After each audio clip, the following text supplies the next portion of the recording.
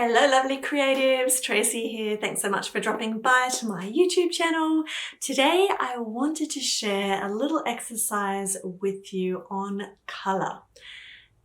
Years ago, back in 1999, at the turn of the century, when I was first learning to paint, I went to a little art class every Wednesday morning in a town close by. We live on the south coast of New South Wales, about 3 hours south of Sydney. So I went to this art class in a town called Berry, very quaint town, and my teacher was this amazing woman named Cher Lepage, and I'm so grateful to her all of these years ago for being my springboard into painting. She was so encouraging, so lovely, and we would do different things every single Wednesday morning while my eldest was at school and my youngest was at preschool. That was my day for me. So I was 33 at the time, and 33, yes, I was 33. And it was just so beautiful. It was an awakening. It was an awakening into creativity, and I just feel like after a few weeks at that very first art class, I walked out into the street and I could see the light in the trees. I could see the shadows. I could see people's faces in a way that I'd never seen them before. Everything became a painting, and I wanted to paint it all. But of course, it took quite some time to, gather the skills, learn how to use the materials. And I still would say I'm going to be learning until the day I go. So it's a great journey to be on.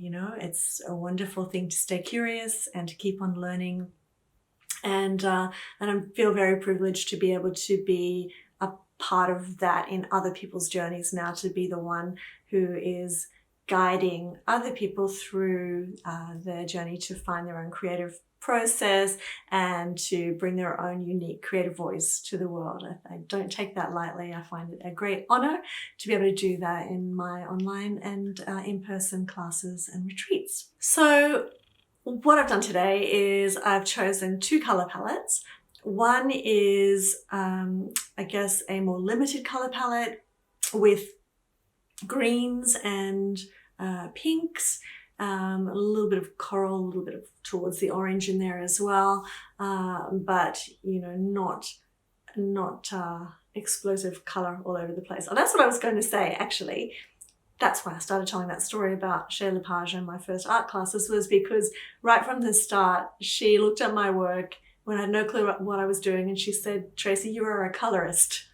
And so that has followed me all through these years. And I generally work with lots and lots and lots of color, but lately I've been feeling the need, and maybe it's because the world is so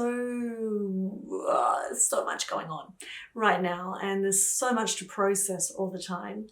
And so working in a more limited palette, or even sometimes working in black and white, feels calming to me.